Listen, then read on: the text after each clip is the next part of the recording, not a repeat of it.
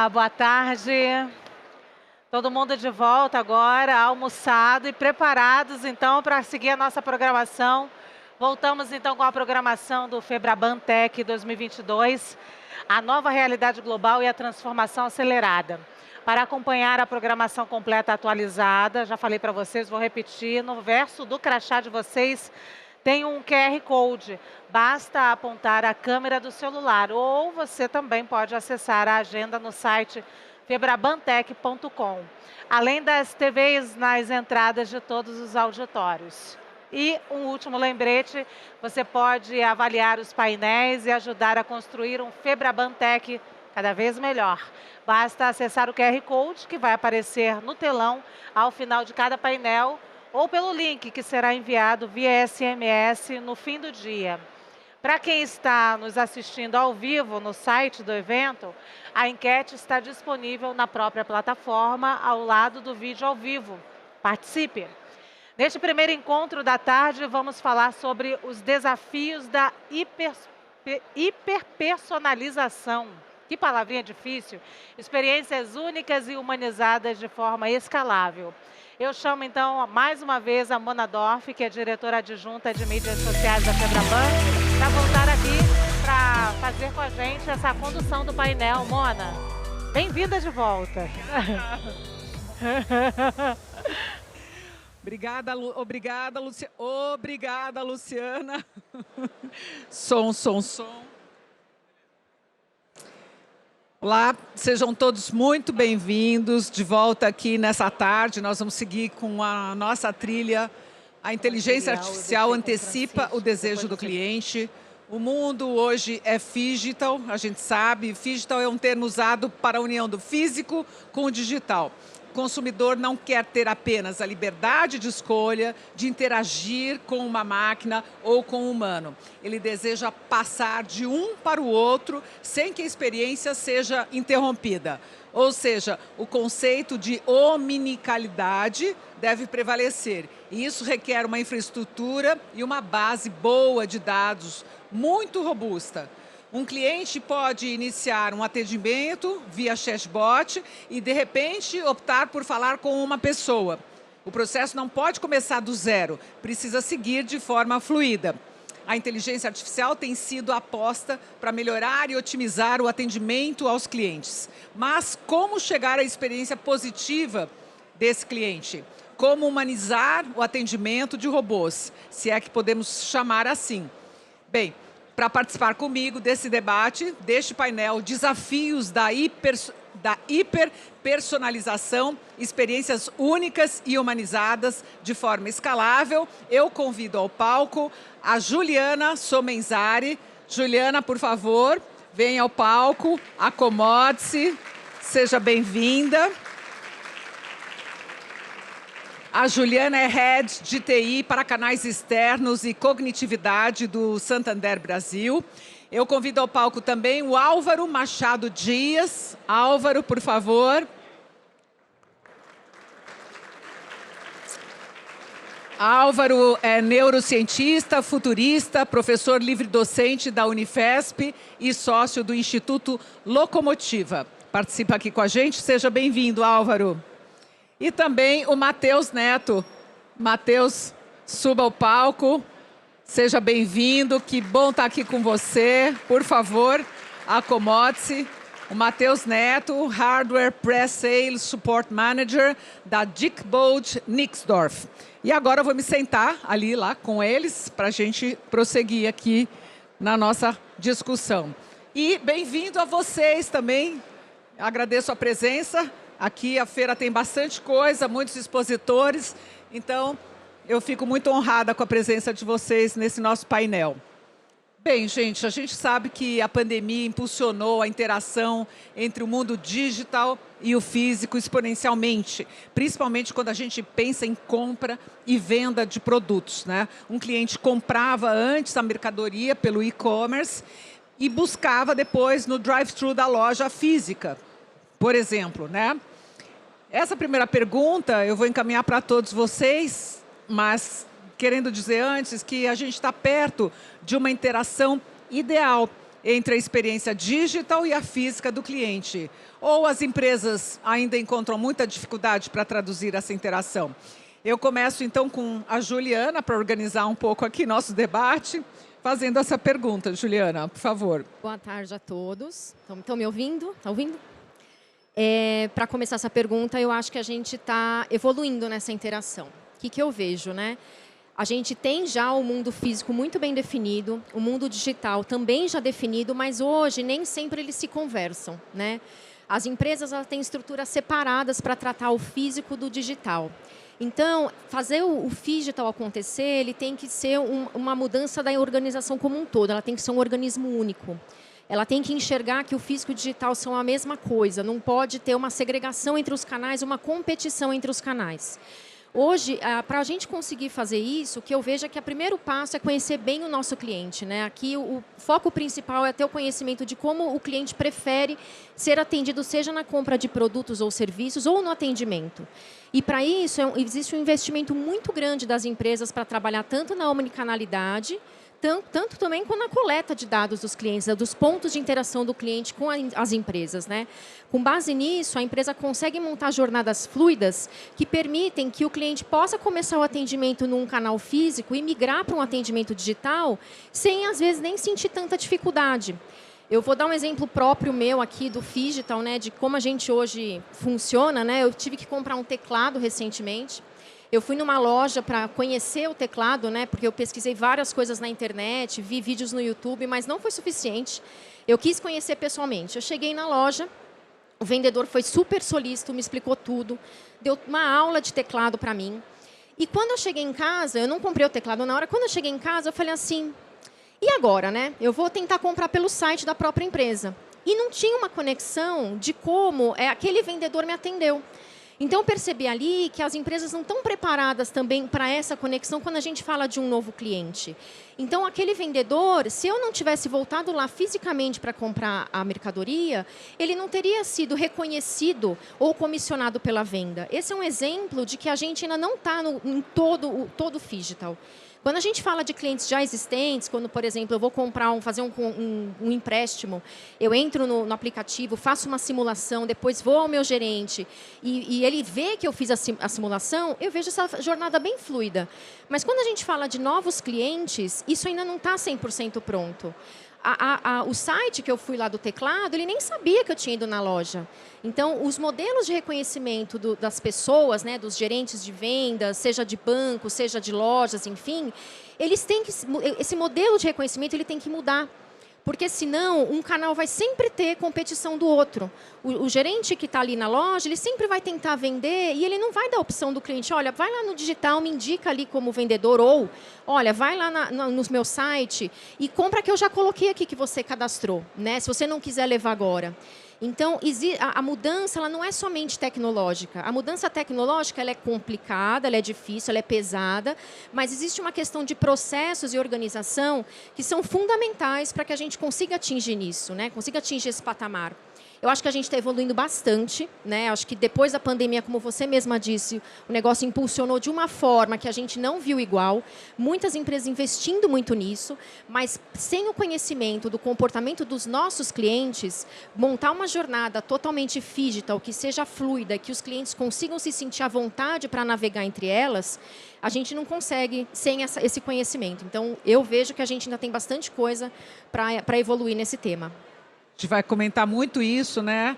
Eu acho que falta, às vezes, você traçar a jornada da navegação do cliente ali, né? Porque você vê que uma pessoa te acessa pelo WhatsApp, pelo chatbot, outra te acessa pelo site.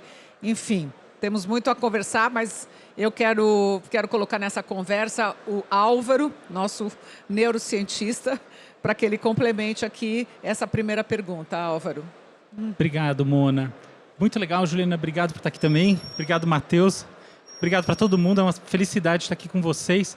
Eu queria começar saudando a Febraban, né, que eu acho que teve uma postura muito louvável e endossou a carta de apoio à democracia da Fiesp. Muito interessante a postura, muito legal, muito ética. Eu acho que, acima de tudo, a gente está aqui porque a gente entende que a democracia é o pior regime exceto todos os outros, né? Então, vamos celebrar assim como a gente celebra todas as outras manifestações humanas que são em prol do coletivo. Muito bom. Eu acho que a Juliana trouxe um ponto muito interessante sobre o papel do reconhecimento do sujeito individual em jornadas omnichannel. Mas eu queria extrapolar isso para um outro lado, que é o seguinte: por que, afinal de contas, a gente problematiza tão profundamente as jornadas? No meu entendimento, por um lado, porque isso faz todo o sentido do mundo, mas por outro lado, porque a gente vive sob uma forte ideologia do algoritmo. Até o final do século XIX, a premissa é que as pessoas consumiam aquilo que elas percebiam como necessário. Desse momento em diante, surge a publicidade como essa ferramenta de produção ou de destaque do desejo inconsciente em cada um, cujo ponto mais alto Mad Men, aquela ideia idealizada dos sujeitos que estão criando desejos na sociedade, que obviamente tem seu lado criticável e assim como também tem o seu papel dentro do capitalismo. Pois das últimas décadas para cá, o que a gente vê é uma preocupação muito grande na entrega. É como se a vacina fosse importante a partir da distribuição e não do componente essencial. Então, o ponto que eu trago para pensar isso, em primeiro lugar, é o seguinte: quando a gente está focado estritamente na ideia de conexão dos diferentes meios, a gente também está não focados numa coisa que foi desaparecendo ao longo do tempo, que é a qualidade da experiência que a gente entrega para as pessoas. A qualidade da experiência entregue na internet hoje em dia é baseada na premissa de que o sujeito surge com uma demanda latente e você entrega para esse sujeito aquilo que está latente, aquilo que interessa na hora que interessa. É aquela ideia do sinal de preços do Adam Smith trazida para o tempo atual, sendo que isso é absolutamente falso, isso é absolutamente limitado. E isso é limitado em dois sentidos. Em primeiro lugar, isso é limitado porque é um empobrecimento enorme da experiência do ponto de vista dessas ideologias, dessas lógicas algorítmicas. E, em segundo lugar, o que eu acho mais importante, isso é limitado porque a taxa de acerto é muito mais baixa do que aquela que vem sendo propagada por aí, promulgada através de uma estratégia que, no fundo, é meramente um marketing. Eu escrevi um artigo sobre isso para minha coluna no UOL, e que, por sinal, agora migrou começa a semana que vem na Folha de São Paulo, dizendo basicamente isso. Eu levantei esses dados. A taxa de assertividade não é tão alta e a gente vive um pouco essa ilusão. Pois, respondendo, então, onde eu acho que essa história toda chega, no meu entendimento, é na recriação das experiências oníricas. O que junta o físico ao digital de verdade é a recriação do imaginário que um dia foi da publicidade e que hoje em dia a gente espera que venha à tona com o metaverso. Não o metaverso virtual, encapsulado dentro de uma atmosfera que não estabelece nenhum ponto de contato com o mundo lá fora, mas com o metaverso aumentado, da realidade aumentada, que vai sobrepor o real com as suas camadas imaginárias digitais, que eventualmente vão trazer um pouco de graça, um pouco de alegria para esse universo que se tornou extremamente pragmático, pelo menos no meu ponto de vista. Obrigado, Mona. Muito legal. Matheus, sua vez. Bom, boa tarde a todos. Estão me ouvindo? Muito obrigado pela Febraban, obrigado à empresa de estar aqui com vocês hoje à tarde reunido. Obrigado, Juliana, Mona, Álvaro. Bom, eu queria começar pelo início. O que é hiperpersonalização? Porque várias pessoas me perguntaram o que é isso, né? Então, o que é hiperpersonalização que eu consegui buscar em alguns locais? É uma experiência única que o cliente vive, normalmente no varejo, né? Como a Juliana acabou de expressar pelo teclado que ela foi comprar, né? E o que é isso? É o cliente sentir assim, essa solução foi feita para mim. É como se alguém tivesse desenhado alguma coisa feita especialmente para ele. Ou seja, uma coisa que foi feita para mim, Matheus, outra coisa para o Álvaro, outra para a Juliana, para a Mona. Então, quando você está navegando nesse ambiente, é como se você sentisse que aquilo foi desenhado para você. E como o Álvaro comentou, esses dados são coletados direto. Ou seja, cada vez que nós entramos hoje num canal, que seja num app de banco, que seja numa loja virtual, que seja aqui na Febraban, por exemplo, a hora que eles coletam os dados aqui da gente, são dados que estão sendo rodando por aí. Esses dados são sendo utilizados, aqui o meu colega com certeza conhece muito mais do que eu, porque ele é neurocientista, né? Esses dados são utilizados para criar uma experiência única. As empresas conseguem utilizar? Não, não conseguem utilizar isso com a totalidade. Aí tem um lado que na empresa, eu tenho que comentar, né, que existe um ponto muito importante, que é excesso de dados, excesso de informação. Aí tem uma balança que eu sempre falo muito para os meus clientes, eu sou da área de ATMs, né, o único aqui que é da parte do hardware, né, que o pessoal chuta, que a gente brinca, o software a gente só xinga, né? Então, o que eu falo? Existe uma linha muito tênue entre a quantidade de informações que eu estou dando para o mercado e o que os bad boys estão usando. Então, existe a área entre segurança e facilidade, é uma linha muito tênue. Quer dizer, o que nós estamos cedendo de informações, como essas informações estão sendo utilizadas e como é que nós conseguimos controlar essa informação. Por exemplo, agora nós falamos muito de Open Finance, Open Banking, existem dados criptografados, isso vai para o nosso bem, com certeza. Acho que todo mundo gostaria de chegar, ter uma experiência boa. Como é que isso se aplica, então, vou falar aqui no nosso mundo, das ATMs, né? Que eu fiquei pensando, poxa, como é que eu vou ligar isso no mundo dos caixas eletrônicos, né? Ninguém me pergunte, por favor, se o dinheiro vai sumir, tá? Que essa pergunta me fazem todo dia, eu não sei mais como responder. Mas, assim, muita gente usa dinheiro ainda, inclusive a pesquisa do Locomotiva ainda fala disso. Então, assim, no ATM, acho que, assim, existe hoje os termos famosos de User Experience, Customer Experience.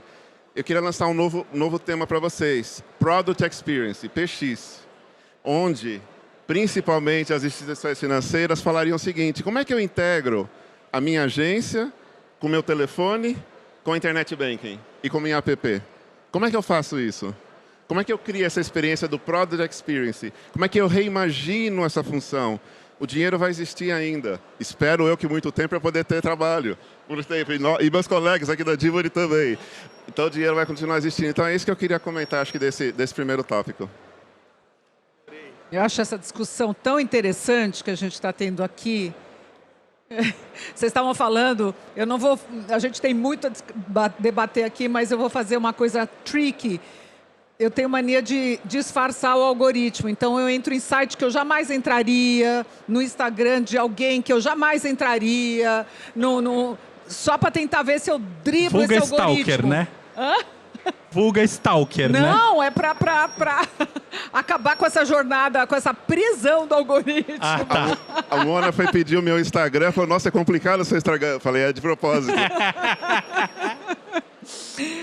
Não, mas, gente, vamos retomar aqui, né? Eu não resisti a falar isso, assim, porque eu tenho essa traquinagem de tentar entrar em coisas que eu não entro normalmente para ver se eu tiro esses algoritmos, ficam me oferecendo coisa que eu gosto o tempo todo. Não vou ser tentada assim, desse jeito. Então, eu vou lá ver uma coisa que eu jamais olharia para ver se eu dou uma zoneada na cabeça do algoritmo.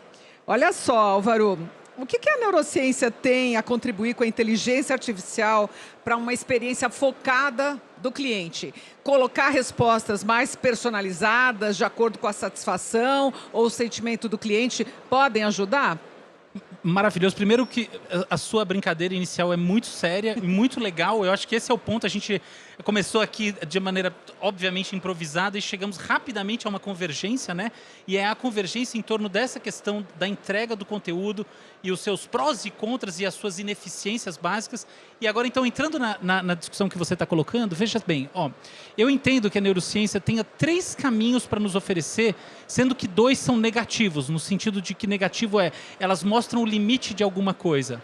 O primeiro caminho negativo é o seguinte: os algoritmos hoje em dia que a gente usa, por exemplo, nos sistemas de recomendação, que eu acho que é a grande tônica aqui, como o Deep Learning, eles têm muito pouco ou quase nada a ver com o funcionamento do cérebro. Tá? Então, basicamente, eles são regressões logísticas um pouco mais sofisticadas, mesmo o Transformers usado em Natural Language Processing, etc. e tal, não é assim que o cérebro funciona. Então, essa é a primeira coisa. E toda aproximação algorítmica do funcionamento do cérebro tende a terminar numa parede, porque a grande questão do funcionamento do cérebro é o destacamento da semântica, do sentido em relação à sintaxe. O computador não conhece a sintaxe, a semântica, porque ele não consegue fazer um ponto de contato com o mundo exterior. E essa é a grande diferença de um organismo. E assim será até que a gente tenha estruturas que efetivamente combinem o processamento biológico com o processamento sintético. Então, esse é o primeiro ponto.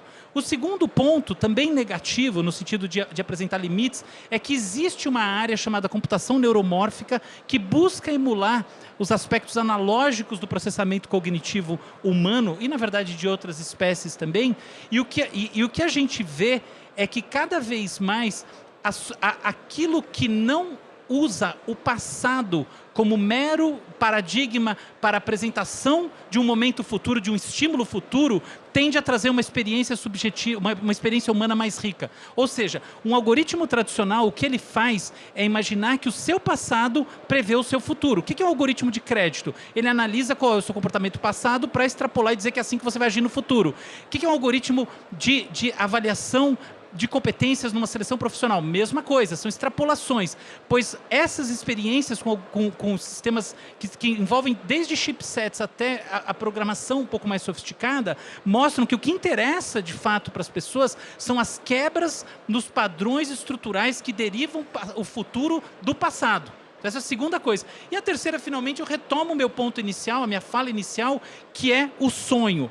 O que o cérebro de fato faz é alucinar uma realidade. Mesmo que a realidade exista, vamos assumir que existe alguma coisa que é comum a todos, o fato é que cada um vê e se organiza pessoalmente a partir de uma experiência das coisas, de algo que é intrinsecamente pessoal, que Descartes já falava de maneira óbvia com o bordão mais famoso da história, né?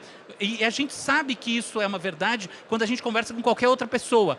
E isso daí significa que a gente tem um potencial de criação inexorável, e é esse que o cérebro traz como sua marca registrada, e é isso que as experiências de negócios, assim como as experiências artísticas, têm de mais elevado quando vão criar uma jornada e assim usar o que as neurociências têm para trazer. Muito legal. Agora, minha pergunta para você, Matheus, né? Uma falha, né, na adequação a essa hiperpersonalização, que eu chamaria talvez de customização, é a velha palavra, né, de customização, uma coisa feita especialmente para você, né? Uma falha nela pode resultar na perda de competitividade de uma empresa? Mona, eu vou pegar um pouquinho do que o Álvaro falou para responder a sua pergunta. Nós estamos aqui numa relação cliente-fornecedor. Primeiro, você está com dúvidas, faz pergunta para nós respondemos. Agora, eu não sei se nós estamos atendendo a você como cliente, não sei se está customizado adequadamente. Mas o que o Álvaro falou é uma coisa muito importante. Todos conhecem o Ozzy Osbourne, do Black Sabbath? Alguns mais novos, talvez não. Conhecem? Adora? Tá. Conhece o Príncipe Charles? Não adora. Eles têm a mesma idade, têm filhos e netos, foram casados 2 vezes, gostam de cachorros, estão bem de vida. Mas um só vai herdar o trono. Se herdar. Só um vai dar trono. O algoritmo faria o quê? Eu atenderia da mesma maneira os dois. Eles têm as mesmas características. As mesmas características. O algoritmo que o Álvaro falou atenderia os dois da mesma maneira. Agora, não dá para oferecer o mesmo produto para os dois da mesma maneira. Não pode oferecer o uísque para os dois, né? Não pode oferecer o uísque para os dois. Um é príncipe e o outro é o Ozzy Osbourne. Eu não sei se é fato ou não, mas ele comeu uma cabeça de morcego no show. Não sei se é de verdade, mas foi o que falaram. Então, assim, é muito difícil essa conexão. É óbvio, é difícil, como o Álvaro comentou. Nós sabermos utilizar... Então, o que nós fizemos? Nós temos que trabalhar com algoritmo. Faz parte do nosso mundo, né? Faz parte da nossa realidade. Nós encomendamos uma pesquisa com a Nielsen IQ, acho que alguns de vocês conhecem, e eu trouxe os dados aqui, vamos ver se eu lembro de todos, né? Meu cérebro ainda está com muita coisa. Então, ela trouxe 5 características do público aqui do Brasil, mas nós não estamos olhando, essa pesquisa não foi para ver quanto que ele ganha, qual a idade, onde ele mora, nada disso, é para ver o que ele entende de tecnologia e como é que ele quer usar a tecnologia. Então, é uma pesquisa que não tem nada a ver com capacidade de dinheiro, com capacidade de onde ele mora, onde ele estudou, se ele trabalha no campo ou não. Então, assim, a primeira, deu mais de 1/3 aqui no Brasil, busca de simplicidade. Tá? Os clientes querem simplicidade, eles querem chegar numa ATM, aí falando do meu mundo, Eles querem apertar um botão e ter tudo. Eles gostariam que os canais, que os algoritmos falassem, ó, a sua conta vai vencer, vai alerta no celular, a sua conta vai vencer. Tá? O segundo seriam os realistas. Tá? Esses daí, eles gostam da tecnologia, mas eles preferem falar com as pessoas, que eles acham que o smartphone não vai dar o mesmo tratamento que a pessoa vai dar para ele. Tá? O terceiro, eu vou ter que olhar aqui lá com a linha, são os exploradores. Eles gostam de tecnologia também, mas se sentem um pouco, eles acham que o ser humano também é a mesma coisa do realista, também atende um pouco melhor. Mas ele prefere ser atendido, às vezes, pelo mundo digital, para não ter uma pessoa de má vontade falando com ele. Tá? O terceiro é o tradicionalista. Esse não precisa nem dizer, ele é o tradicional. Ele quer ir na agência, ele quer conversar com a pessoa, ele quer falar com um parente, quer que alguém dê informação para ele, ele vai procurar. E por último, deu menos de 9%, é o hiperpersonalista, o empreendedor. Ele conhece as finanças, ele sabe o que ele quer fazer, ele conhece de tudo, ele acha que sabe mais do que todo mundo. Tá? Essa foi a quinta categoria. Então, voltando para isso, o que acaba acontecendo? A hora que você fala de simplicidade, traduzir isso para o nosso mundo, é óbvio, existe isso acontecendo. Eu até trouxe aqui, para vocês verem, né? Uma TM. Era um tanquinho de guerra, agora ela diminuiu, ela está mais leve, está muito mais tranquila de você usar. É brincadeira, óbvio, né? Elas são um pouco maiores do que essa, né? Mas ela deixou de ser. E aí eu vou comentar, com a permissão aqui da minha colega, da Júlia, nós fizemos, aí junto com o banco, nós temos uma experiência, nós colocamos esse equipamento numa agência, junto com os equipamentos antigos, parece um tanquinho de guerra. E nós captamos dados dos equipamentos, eu vou comentar isso um pouco depois. E é impressionante, esses equipamentos, inclusive, eles estão na parte mais longe da agência, ou seja, mais difícil acesso. As pessoas usam mais esse equipamento que é mais bonitinho do que o outro. Impressionante. As pessoas vão atrás disso, de novidade, de tecnologia. Então, mas voltando à sua pergunta, Mona, não dá para tratar todo mundo igual, como eu dei o exemplo do Ozzy Osbourne e do Príncipe Charles. Não, esse exemplo é perfeito, né? Muito obrigada, Matheus. Agora você, Juliana, a gente quando fala de clientes de bancos, muitas vezes eles têm problemas específicos, né? Para resolver, que exigem um contato humano, não uma máquina. Os bancos já estão preparados para elevar a personalização dos atendimentos dos clientes com contas digitais, como a disponibilização do gerente via chat ou telefone. Isso já acontece em alguns bancos e algumas contas, mas é para todos? Isso é um exemplo, né? Em que estágio a gente está nessa evolução e até onde as instituições financeiras podem chegar nessa... E eu vou falar customização, que eu acho mais fácil, Matheus, você me perdoe. Está procurando minha esposa. Sim, eu acho que quando a gente fala de bancos digitais, como você comentou, contas digitais, automaticamente já nascem com atendimento digital, porque não existe a loja física, né? A gente pega os bancos 100% digitais, não tem uma agência para o cliente buscar. Então, automaticamente, ele tem que ter um atendimento, seja por telefone ou por chat, com um gerente. Não é para todos, isso é fato, né? Eu que trabalhei muito tempo com atendimento, eu sei que o atendimento humano ele acaba sendo mais caro, né? Então, às vezes, a gente acaba colocando em detrimento o custo em relação a isso, né? Ao atendimento mais personalizado. Mas, por outro lado, para a gente, mesmo que não tenha ou que tenha pouco, para a gente ter um atendimento muito personalizado, que o cliente fala, nossa, era isso mesmo que eu queria ouvir do meu gerente, era isso mesmo que eu precisava, a gente precisa, de novo, como o próprio Matheus disse, capturar tudo que o cliente faz no relacionamento dele com o banco. Né, ter todas as interações, para na hora que esse cliente chegar com a gente saber o que ele precisa, a gente saber como atendê-lo da maneira certa, né? E isso, de novo, exige muito investimento, né, para a gente ter as bases de dados robustas, como você comentou na abertura. Né? Existe a questão de tratar a informação da forma correta, porque dado não é informação, a gente tem que minerar. Os dados são o novo petróleo, porque a gente tem que minerar para virar petróleo. Então, assim, também requer um investimento muito grande nisso. E, principalmente, conhecer mesmo aquele cliente, né? Acho que esse é o principal fato para que você consiga fidelizar o cliente. O cliente ele é fiel à sua marca, não somente a questão de produtos e serviços, né? Porque banco hoje é commodity, né? Então muitos produtos são iguais, todos têm empréstimo, tem cartão, tem investimento. Mas o que faz você falar, puxa, eu não quero sair do meu banco, é como você é tratado quando você tem um problema.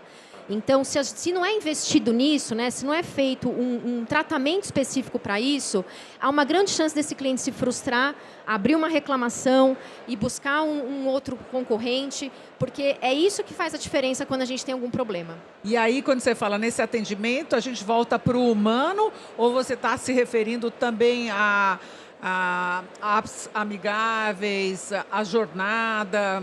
É tudo, né? Aqui você perguntou muito a questão de ter o gerente para atender via chat ou via telefone, né?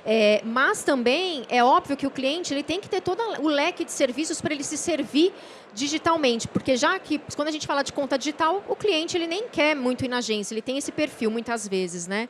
Mas, quando o gerente, ele precisa falar com o gerente dele, o gerente tem que ter todas as informações necessárias para prover ele um bom atendimento, para conseguir resolver essa questão mais séria que levou ele a procurar uma ajuda, né? Isso, claro, não tira o fato de a gente investir cada vez mais nos nossos canais para que os clientes possam se autosservir 24/7, mas quando ele precisar de um atendimento humano, ele ter isso de forma consistente, que o gerente consiga, de fato, resolver a necessidade dele. Deixa eu ouvir o Álvaro e o Matheus, né? Em qual estágio de desenvolvimento e de eficácia estão os chatbots e assistentes virtuais? Quais são os desafios? Como é que está o uso de transformação de imagens em metadados e como é que isso pode alavancar os negócios? Quais casos práticos a gente já está vendo? Eu fiz várias perguntas, a gente deixa a Juliana por último, eu começo pelo Álvaro, depois pelo Matheus e a gente depois volta a você, Juliana. Bom, o Google fez história mais uma vez com o seu marketing voluntário através do Blake Lemoine, o fiel ex-engenheiro do Google, da empresa, que disse que o chatbot havia se tornado consciente, ou sensível, na verdade, traduzindo em português o que ele quis dizer. A história fez muito bem para esse campo, lançando luz sobre esse mito da inteligência artificial que um dia vai realmente atingir as bordas da comunicação humana. E é claro que, do outro lado, deixando do ponto de vista do compliance tudo muito bem estabelecido de que não é desta vez e não aconteceu. Assim como não foi no Google Duplex, que supostamente ia fazer você ligar nos restaurantes e tal, e a gente ainda não viu acontecer. Essas coisas, elas me fazem ver um aspecto muito importante, que o verdadeiro papel dos chatbots hoje em dia é na complementação das expectativas humanas. Eles funcionam muito mais para atender às aspirações que nós temos por uma forma de tecnologia capaz de efetivamente estabelecer pontes conosco, mas não que eles efetivamente estabeleçam. Uma coisa interessante que eu vejo nesse sentido é que, e isso aqui pouca gente conhece, é que você consegue induzir ideias, você consegue injetar ideias num chatbot, fazendo com que ele devolva aquilo que você gostaria. Então, tem toda uma seção do Reddit discutindo isso. O chatbot que vira um serial killer, o chatbot que vira não sei o quê. Como é que isso acontece? Isso acontece porque ele é absolutamente poroso às induções humanas. Ou seja, efetivamente, não se trata de uma comunicação não intervencionista do ponto de vista intersubjetivo, que seria o que a gente esperaria se houvesse um mínimo de diálogo. Esse aspecto, por outro lado, também traz coisas muito interessantes. Então, eu não acho que os chatbots são uma porcaria, não, muito pelo contrário. Eu acho que eles são ferramentas maravilhosas que a gente tem que entender bem qual é o papel, ou mais do que isso, qual é o DNA deles, o que de fato fazem. Então, por exemplo, tem um filósofo que eu gosto muito chamado Daniel Dennett, e acabou de sair um chatbot que faz filosofia à la Daniel Dennett. Muito interessante. E, de fato, foi feito um estudo e especialistas em Daniel Dennett não conseguiam reconhecer qual que era o garbage complexo do Dennett e qual que era do chatbot. Até porque o Dennett é muito complexo. Eu imagino isso, todos os filósofos estruturalistas e até um teste para ver se você fala de um jeito complicado e que ninguém consegue entender o que é um problema, que é só você fazer um desses e ver se os outros percebem o que é você e o que é o chatbot. Mas o fato é que essas coisas mostram que o princípio fundamental da comunicação não é o princípio que rege os chatbots. Por que isso? Porque a parametrização que está por trás, sobretudo nesse algoritmo, hoje em dia o principal algoritmo é o Transformer, tá? Que é uma derivação, é um Deep Learning. Ele basicamente converte em parâmetros matemáticos as palavras associadas numa frase. Ou seja, nem a estrutura sintática, como por exemplo, existe o paradigma central da linguística, hoje em dia é o paradigma chomskiano, né? o Noam Chomsky criou, que é a gramática gerativista. É a ideia de que a gente tem no nosso cérebro uma estrutura sintática básica, com sujeito, verbo e predicado, e isso gera todo o desenvolvimento da linguagem. Não é assim que está estruturada a linguagem do ponto de vista sintático nos sistemas produtivos dos algoritmos que existem para a produção de linguagem hoje em dia, o NLP. Muito pelo contrário, eles são fundamentalmente uma derivação do negócio chamado Bag of Words, que é uma associação de palavras pelo grau de aproximação delas, ou em outras palavras, pelo quanto elas aparecem juntas nos conjuntos de treinamento. Quer dizer, na Wikipedia, nas coisas da internet, blá, blá, blá. Já que elas aparecem juntas, é assim que elas funcionam. Isso é radicalmente diferente da maneira como a gente se comunica. E a gente tem que lidar com esse aspecto para entender de fato o que é um algoritmo de linguagem hoje em dia. Que tem o seu papel, mas esse papel, entre outras coisas, é responder ao aspiracional, como eu estava falando, e servir para as pessoas para que elas possam estar em contato com uma realidade tecnológica que ainda está em formação. Nossa, agora eu fiquei até tonta aqui. Foi o algoritmo que falou por mim. Ele dominou meu cérebro. Essa nuvem de palavras, essa coisa toda ali que cria uma outra coisa. Meu Deus. Matheus, com você. Bag of Words. Tentarei ser prático e sem tantas palavras difíceis, tentando falar a linguagem mais popular. Então, a hora que nós falamos de chatbot, para que eu uso chatbot no ATM? Faz sentido? Usamos. Porque assim, vocês precisam, às vezes, no ATM, tirar dinheiro. De vez em quando, por favor, falem que vocês precisam, tá? Nós estamos ainda sobreviver. Então, assim, vocês vão lá. O que tem por trás de tudo isso? Você espera chegar lá, que ela esteja funcionando, que você coloque o seu celular ali no NFC, para ele leia, que ele te faça o reconhecimento de face, que você chegue o teu QR Code lá presente, ela faça a leitura, e você espera que ela te devolva aquilo que você foi pedir. Se você for tirar dinheiro, eu quero tirar dinheiro. O que tem por trás disso? Nós implementamos dentro dos nossos equipamentos, todo mundo já ouviu falar de caixa preta de avião, certo? Que não é preta, ela é laranja. Exatamente. Então, nós temos dentro desses equipamentos, é uma geração nova, tá? Não estou fazendo propaganda, tá, amor? Mas quem quiser conhecer, por favor, até o nosso stand, terei prazer em mostrar para todos vocês. Nós temos uma inteligência dentro desses equipamentos embarcada, aí vai entrar na tua seara. Quando nós falamos de internet das coisas, quando nós falamos de coleta de dados, nós estamos coletando informações, mas não são informações de clientes, deixar isso muito claro. São informações do equipamento.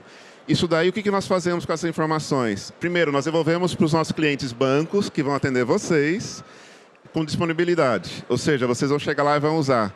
Nós usamos isso com os nossos técnicos. Então, o nosso técnico hoje, quando vai fazer um atendimento, tem lá um chatbot no celularzinho dele, que dá dica para ele do que ele tem que fazer. Então, essa informação vai para uma nuvem, que nós vamos falar talvez acho que depois. Isso ele localiza o técnico mais próximo, que já vai com a informação para ele chegar... Porque as máquinas quebram, o carro quebra, tudo quebra na vida, tem que dar manutenção, tem que trocar óleo. A gente mesmo tem que dar manutenção de vez em quando, né? Tem que tomar vitamina, tem que ir no médico fazer... Então, os equipamentos também passam por isso. Então, nós utilizamos essa informação, nós usamos isso na nuvem. O chatbot, nós usamos, então, na parte técnica nossa, para o técnico chegar no equipamento e ele já vai direcionando o técnico o que ele tem que fazer. Ele já chega lá sabendo o que ele tem que fazer. E ele dá um feedback, aí entra depois aqui do Álvaro, do Machine Learning. Ó, aí é uma palavra difícil, mas é fácil, Mona. Machine Learning, ou seja, nós realimentamos todos esses dados para quê? Para nós cada vez mais podermos atender mais rapidamente os nossos clientes e atender isso diretamente. Além disso, nós utilizamos essas informações para passar para o banco, ou o operador do banco também, quando ele tem alguma coisa, acabou o papel da impressora, como é que ele sabe que vai acabar o papel? É antes de acabar, nós passamos isso. Então, no nosso mundo, aqui dos caixas eletrônicos, nós usamos chatbot dessa maneira, sem interferir nos algoritmos, tá? Sempre voltaram para a disponibilidade. Mas dá para enganar mesmo, eu concordo com você. Juliana, agora você se lembra das perguntas? Os desafios, né, do chatbot, sim. O que eu vejo hoje, né, até estava conversando com um colega aqui, que era justamente sobre você treinar os chatbots, como o Álvaro disse, para interpretar o que realmente a pessoa quer. Porque, como ele colocou, e é verdade, quando a gente programa um chatbot, a gente vai no pergunta e resposta, como se a gente estivesse pensando, mas, de novo, entra o tema de conhecer o cliente. A gente fala de bancos, principalmente bancos grandes de varejo, que estão espalhados no Brasil, e que tem pessoas muito diferentes, com escalas sociais diferentes, gerações diferentes. Você padronizar, que é sempre uma pergunta e resposta, é um erro muito grande. Então, eu vejo que a curadoria desses bots, né, desses chatbots, é um desafio muito grande. Né? O bot ele é um negócio grande. Pensa que ele está ali substituindo uma pessoa. Você tocou num tema assim, que realmente assim, eu me irrito profundamente com chatbots. Você vai comprar uma passagem de avião, por exemplo. Aí você entra lá, já te mandam para o questionário. Mas não é aquilo. Não é essa pergunta, não é essa dúvida que você está tendo. Você quer perguntar numa busca, não tem. Aí Exato. Até a pessoa vir falar com você, né, é uma loucura. Né? Mas isso que você falou, a jornada... Tem muito que ser aprimorada ainda. Eu falo por mim, eu queria habilitar um cartão para uso no exterior, escrevi lá, habilitar cartão para uso no exterior, de um cartão que eu tinha, ele não entendia. Talvez ele tivesse programado para falar, quero realizar compras internacionais. Mas eu usava cartão no exterior, pode ser que uma pessoa fale, eu quero fazer compra no estrangeiro. Então, o que eu vejo, assim, tecnologicamente, eu não vejo nenhum desafio. Acho que hoje as soluções que nós temos hoje são robustas, são preparadas, né? Tem anos aí pesquisando, mas o grande problema é quem treina. Né? E aquilo tem que estar sempre evoluindo. O cliente muda, o comportamento muda, os desejos mudam. Então, aquilo é um organismo vivo. Aquilo está lá para substituir uma pessoa que estaria te atendendo pessoalmente. O quanto que ela consegue deduzir o que aquele ser humano vai responder, o quanto a ferramenta consegue buscar em diversos sistemas as suas informações. Então, é um trabalho bem pesado. Eu acho que essa parte dos chatbots são soluções que vieram para ficar. Eles vieram para otimizar o atendimento, né, para ser um atendimento mais rápido, um atendimento que o próprio cliente, às vezes, consiga resolver seus temas ali. Mas, se ele não estiver preparado por trás e não tiver uma estrutura ali que busque os comportamentos humanos, conheça os clientes, vai acontecer o que você falou. O cliente vai lá, vai colocar, vai responder assim, quero falar com o atendente, vai ser derivado para atendente humano, ali vai ter uma fila, por quê? Porque geralmente você diminui o contingente de humanos por conta do chatbot, o cliente se frustra e eu volto naquela questão de que a experiência de uma resolução de um problema foi negativa e o cliente pode sair do seu banco, sair da marca, enfim, reclamar. Então, no meu ponto de vista, quando fala de chatbots, assistentes virtuais, o maior desafio é esse. É realmente a gente conectar e preparar ele para atender as demandas dos nossos clientes. Então, é isso que eu penso. Perfeito. Bom, a gente está chegando aqui para as perguntas finais, né? Para a gente fechar essa discussão, vou fazer uma pergunta para todos vocês. No início do painel, a gente falou sobre as dificuldades para a interação ideal entre o mundo físico e o digital, né? O phygital. O Brasil tem infraestrutura ou capacidade de investimento para a gente caminhar nessa direção? O que falta? Quero começar com você, Matheus. Sim. Essa é uma pergunta capciosa. Mas, assim, é interessante, acho que todos estão acompanhando, né, o 5G, certo? Lançaram oficialmente, né, já estava em testes há alguns dias, alguns meses, na verdade, e o 5G agora é uma realidade. Como é que isso traduz para nós aqui, simples seres humanos? Você tem que ter um celular com capacidade de 5G. Você tem que comprar um celular novo. Os que não têm, sinto muito, você vai ter que trocar. Faz parte da tecnologia, a evolução. Isso não se sabe, né? Tem uma discussão muito grande ainda se as operadoras vão cobrar por um plano mais caro ou não. Né? Você vai usar ou não. Como é que isso, então, traduz? Quer dizer, o Brasil tem capacidade, tem vontade? Tem. Eu acho que assim, o governo fez o Fábio Faria, gosto de mencionar, ele fez um trabalho muito legal. Tá? Aqui é o Matheus dizendo, não tem nada a ver com a empresa. Acho que ele fez um trabalho muito legal a hora que ele fez essa divisão toda a divisão do 5G, das empresas, etc. Acho que foi muito bacana, principalmente pensando nas escolas, principalmente pensando nos locais onde não tem sinal de internet. Vocês não podem acreditar, o Brasil é um país imenso. Eu trabalhei em Manaus muito tempo e, assim, gente, é um outro país, totalmente diferente. É outra realidade, fala quase que o mesmo português, daqui, mas é outra realidade. Mas assim, gente, é muito difícil. Então, acho que o 5G vai ajudar, o Brasil tem capacidade, acho que vai crescer. O que nós vamos ganhar com isso? Primeiro, você vai ter facilidade de comunicação, porque nós temos um problema, quando nós estamos falando aqui de chatbot, estamos falando de hiperpersonalização, tudo isso demanda dados, é informação que tem que estar carregando em algum lugar. Essa informação não está num cabo, simplesmente, ela está na nuvem. Isso sobe e desce via nuvem. Então, assim, o 5G vai auxiliar com certeza nisso. No nosso caso em particular, disponibilidade. A Juliana vai poder colocar a caixa eletrônica no meio da floresta amazônica, ele vai falar com 5G com a nuvem, e lá vai ter, e tem, Juliana, tem comunidades lá. Nossa, eu lembro de um caso, tem um cliente aqui nosso, está ali no cantinho, o Jaime. Mostrei um filme para ele, nós entregando um caixa eletrônico no meio da floresta amazônica com uma comunidade. Um helicóptero do exército descarregou o caixa eletrônico. Eles fizeram a maior festa na hora que chegou o caixa eletrônico lá. Como é que ele se comunica? 5G. Tá? Então, assim, ajuda, o Brasil tem capacidade. E tem uma outra ponta muito importante, que aí o Álvaro trabalha muito com isso, e a Juliana acabou de mencionar, que são pessoas capazes de lidar com esses dados. Porque não basta ter informação, mas eu tenho que saber programar isso, eu tenho que saber utilizar isso. Então, aí que eu acho que nós temos que ainda investir muito mais na educação, quer dizer, informar pessoas. Nós estamos conversando, né, Juliana, um pouquinho antes sobre isso, né? Os bancos estão trabalhando um pouco nessas formações, mas não é só a formação, como nós estamos conversando, é a retenção também dessas pessoas, para poder utilizar essa tecnologia adequadamente. Tá? Porque todos nós queremos aqui conectividade. A minha filha está ali, ela quer usar isso direto. Ela não sai do celular, parece que ela nasceu grudada no celular. E todos nós, né? Então, acho que é muito importante. E aí, Álvaro, habilidades. Nós temos que desenvolver habilidades novas. Como é que nós vamos desenvolver essas habilidades? Tendo conhecimento. E eu acho que o 5G, o Brasil tem capacidade, tem técnicos, tem pessoas capazes. Nós somos capazes de fazer isso e nós vamos conseguir. Nossa, muito legal. Você fala de uma forma muito clara, Matheus. Eu vou pedir umas palavras finais para o Álvaro colocando esse desafio também, né? Legal. Eu acho que você fala de uma maneira clara e também muito otimista, o que é muito legal. Eu acho que isso é muito bonito, contagiante de se ver, assim, viu? Muito bom. Eu gosto de ser bem pessimista, assim, é meu hobby preferido. Falar que tudo é uma merda, assim, eu adoro. Mas é meio brincadeira, né? Eu não estava aqui. Mas, enfim, eu concordo com sua pergunta, com o Matheus, que sua pergunta é muito capciosa.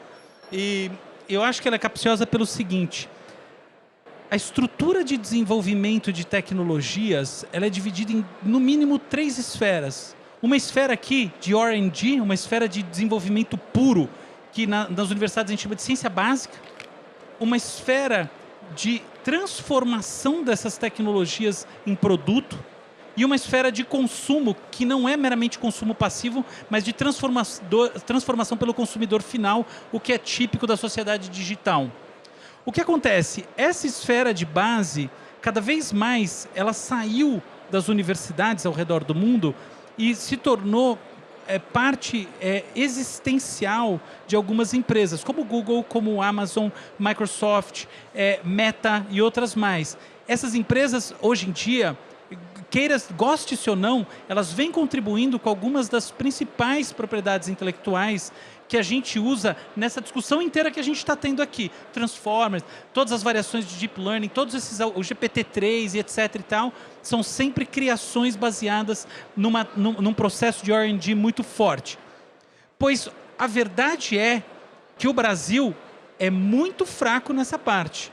Por quê? Porque essa parte é dependente de um capital que a gente não tem. Hoje em dia, essa parte é basicamente feita nos Estados Unidos e na China, em menor escala em alguns países europeus e outros países asiáticos. Mas essa é a polaridade que a gente vê no desenvolvimento das novas tecnologias. E a prova está no metaverso. Metaverso não é, no meu ponto de vista, videogame. Eu acho que videogame é o que menos interessa. Metaverso não é essa coisa de botar um asset do Unity num espaço virtual e botar lá o nome da sua loja ou qualquer marca. Não. Metaverso é uma proposta de interação digital de verdade, 24/7, que vai mudar o cérebro, porque vai mudar a maneira como a gente entende a realidade desde cedo. E assim vai diluir E vai mudar diluindo a ontologia do real. O real agora vai se tornar muito mais efetivamente digital. Só que isso demora alguns anos. O Brasil não está puxando isso para lugar nenhum. Mentira, não tem nada. Só tem consumo. Só que vamos lá agora para o outro lado. O Brasil é muito, muito bom nessa segunda camada. Eu morei nos Estados Unidos, toda hora, todo lugar. Eu posso dizer com segurança que, na média, tanto os bancos quanto as empresas de ponta brasileiras, elas são muito melhores do que a maior parte das coisas que eu vejo nos Estados Unidos e na Europa. Mas é muito melhores. É muito mais criativo, é muito mais legal, o design é muito mais interessante. O Brasil sempre foi pioneiro em sacadas, né? A gente é rei das sacadas. Sacadas publicitárias, sacadas de todo tipo que existe por aí. E o nosso mercado digital, sobretudo ligado a marketplaces, produziu uma grande transformação ligada a processos de verticalização financeira, que é case no mundo durante a pandemia. Então a gente tem que lembrar que a gente é muito bom nessa segunda camada. E a gente ainda é melhor na terceira camada, que é a camada do consumidor. O brasileiro é ousado. O brasileiro deveria ser estudado como o paradigma do TikTok. Porque é isso. Nós temos essa espontaneidade mesmo. Isso aí não é chavão, o que quer dizer preconceito. A gente, de fato, tem uma tendência a isso. Então, eu acho que, assim, existem camadas nas quais a gente está indo muito bem. Só que a gente não pode assumir, ilusoriamente, que nós somos o pivô daquilo que é discutido no nível mais infraestrutural, que são esses algoritmos de base, que é o metaverso, que é a computação quântica, que efetivamente vai mudar todo o cenário em termos de sistemas bancários, etc., tal, em função da quebra das estruturas criptográficas, tipo, enfim, todas elas, não precisa nem entrar nesses detalhes técnicos, e assim por diante. Então, eu acho assim, só para fechar, que um exemplo disso é o blockchain. O Brasil é ótimo, hoje em dia tem usos muito interessantes de blockchain em rastreabilidade e outros projetos, mas eu até participei de muito interessante na cadeia do ouro, hoje em dia, outro dia, e eu acho que a gente é muito criativo nisso, mas a gente não pode assumir que os protocolos de blockchain criados no Brasil são efetivamente os principais do mundo, porque não são, porque eles não são por causa dessas questões de R&D, que eu acho que a gente não tem como trazer nesse momento e eu espero que a gente tenha no futuro. Essas são minhas palavras finais. Álvaro, e tem outro recorde que você não citou aí, que o Brasil é o povo mais conectado que tem, né? Exato, o brasileiro Mas muito a gente conectado, ama né? esse negócio Horas, de internet. né? Esse negócio, pode falar. Existem mais celulares aqui no Brasil do que pessoas. Não é? Pesquisa da FGV. Eu estava na Alemanha, na Você França. toma da locomotiva? Eu falava que uma média das pessoas ficarem conectadas na internet por celular e por desktop e tal, era de 5 a 6 horas, eles não acreditavam. Como assim? Isso eu estou falando de 2 anos atrás, né? Eu falei assim, e muita gente ficou o dia inteiro, né? Agora, então... Hoje você fala isso, alguém fala, não, mas imagina, Mona, é muito mais. Pois é. Não, 5 é o mínimo, né? E você, Juliana, o que você acha na questão do investimento? Eu concordo com os dois, né? Acho que o Brasil, em termos de tecnologia e infraestrutura, ele adquirir e implementar, eu acho que está super preparado. Porque é questão de ter dinheiro e ter prioridade, ter recursos para isso. Mas o capital intelectual que é necessário para a gente conseguir fazer a hiperpersonalização que a gente quer, a gente ainda precisa desenvolver. São novas habilidades, novas profissões que eu vejo que a gente ainda aqui está um pouco engatinhando. Eu concordo muito com o Álvaro e o Matheus. E que vai ser o investimento das profissões no futuro. Né? Isso não foi investido no passado, mas agora vai ser investido. São novas profissões que vão existir, outras vão deixar de existir. Então, acredito que, assim, que diz respeito à parte de infra e de tecnologia, ok. Mas quando a gente fala de capital humano, eu concordo 100% com o que o Álvaro falou. Por mais que nós criemos, a gente ainda não está à mesma altura dos outros países, como China, Estados Unidos, equipes do Vale do Silício. Todas as inovações são criadas lá. Né? Então, eu acho que nesse sentido o Brasil ainda está um pouquinho aquém. Mas de tecnologia e de uso disso, acho que a gente está super igual às outras empresas e outros países. Nós somos bons consumidores, né? Transformadores. A gente é bom naquilo que o mercado chama de translação. O brasileiro é o rei da translação. O que tem o seu papel indiscutível. Mais do que na transformação, na propagação da cadeia de valor das inovações de base. Então tem um mega valor. A gente é mais engenheiro do que físico de ciência básica. Quando você diz isso, é tornar escalável uma novidade, é isso? É transformar a novidade né? em produto e transformar o produto em experiência. A gente é muito bom de experiência. Cognição social, sentido de valor intrínseco, tudo isso é muito forte na cultura brasileira das empresas, na cultura da publicidade brasileira e eu diria até no DNA da nossa criatividade. Aqui não é um país em que a gente valoriza a cópia, a gente valoriza a variação. Tá? Existem tradições ao redor do mundo que são mais pró-cópia, mais pró-inovação, mais pró-translação. A gente é muito translação. Aqui não é a terra dos early adopters, mas é a terra daquela curvinha, daquele crescimento do desenvolvimento em que uma coisa vira outra, que vira uma terceira e vira uma quarta e no final das contas ganha atração no mundo porque atrai. Queria um comentário, Salmona, sobre a questão de geração de tecnologia. Eu vou discordar de vocês. Nós geramos uma tecnologia aqui no Brasil que está sendo utilizada lá fora agora. Eles demoraram para aceitar. Porque, brasileiro que criou, que é a segurança que nós implementamos dentro dos equipamentos com criptografia. Nós implementamos algo aqui no Brasil, faz muito tempo que não se ouve falar de fraude mais nos caixas eletrônicos, e isso está sendo exportado lá para fora. Nós criamos os nossos engenheiros brasileiros, criativos, que criaram isso, e agora os alemães e os americanos estão começando a utilizar o que nós fizemos aqui no Brasil, um produto nascido e criado aqui no Brasil. Então nós conseguimos criar assim. É o meu passo de otimismo? Mas nós temos que ser otimistas. Legal. Gente, acho que foi ótima essa conversa. Vocês gostaram? Não. Sim. Quem falou não aí? Mentira, é lógico. Quero convidar vocês a participarem dos outros painéis também. Vem aí um painel super legal de segurança, de inovação. Você falou em segurança, cibersegurança, né? A gente sabe que o Brasil é campeão, né? Também em fraude, crime e tal. Então esse é um grande investimento também do setor financeiro. Eu vou subir para a arena lá de cima. Meu próximo painel, o terceiro do dia, vai ser lá em cima. Quero agradecer muito a presença da Juliana, do Álvaro e do Matheus. Contribuíram muito para essa discussão. Obrigada, gente. Foi um prazer estar aqui. Muito obrigada. Agradecer você que está nos assistindo aí pela plataforma Numis, pela internet. Agradecer a vocês aqui, essa audiência maravilhosa. Muito obrigada. E aí, curtam o Febraban Tech. Até a próxima. Obrigada.